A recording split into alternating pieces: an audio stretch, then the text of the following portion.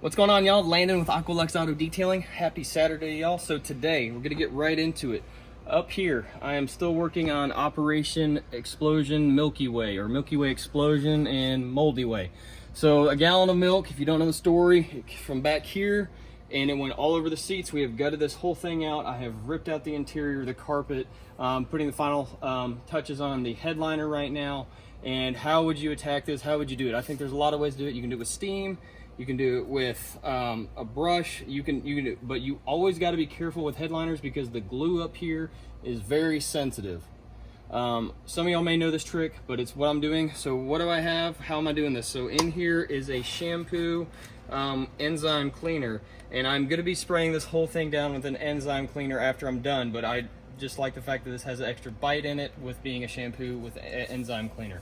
All right, it's made by Hoover, and that's what I'm using. Got a microfiber towel, got our Carlos Serrano Tornador, and actually Vortex air tool, and then this is going to be my damage. This is going to be doing all the damage for me, or all the hard work, if you want to call it that way, or the leg work. We got a microfiber pad, we got our Griot's G6. What I'm going to do is I'm going to take my Axle Foamer 2000, pump it up pretty good, and I'm going to spritz. It gives like a dry foam.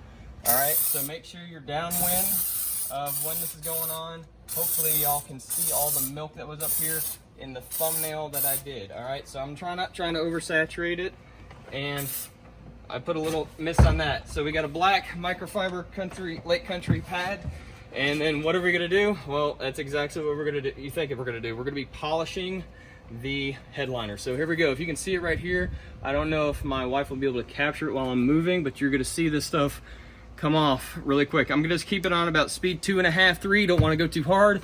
And here we go.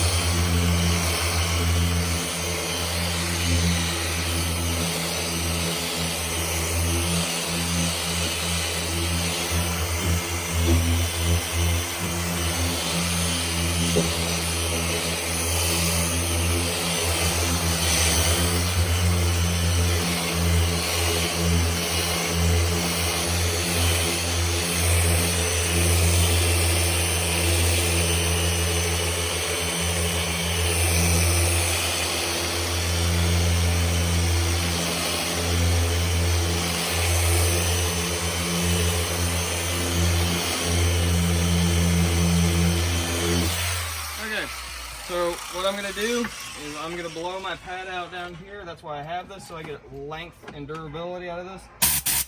And these are only for a headliner. I don't use them for anything else, so I'm not worried about it. You can see it was matted down, now it's fluffed up. Okay, next thing I'm gonna do is I'm actually going to use it like this. Just blow it out. I don't want it any more wet than what it needs to be. All right, and then it should break up anything else that we have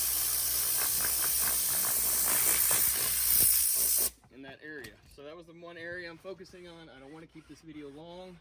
All right, so I didn't go too hard on it, and I'm mopping up, just wiping, drying, because we don't want it staying saturated or anything. So I need to go back over this area because I didn't want to take forever on the video. But as you can see, night and day difference, and it is almost, it is lightly, and I mean, I don't even want to say damp.